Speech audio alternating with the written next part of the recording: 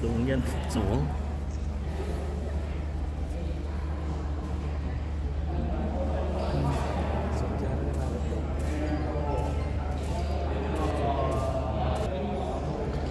ตายที่นี่เขามาไม่สำคัญ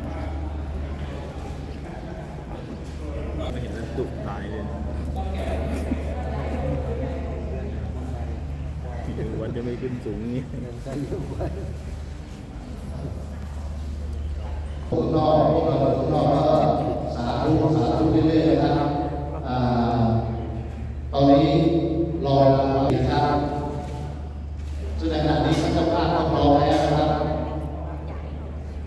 รอสัญญาณจากท่านอาจารย์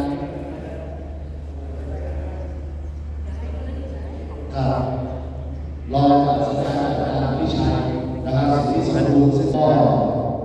พระวิเชียรมุนีนะครับและท่านอาจารย์สิทธิชัยร่วมกันอยู่นะครับอาจารย์วิชัย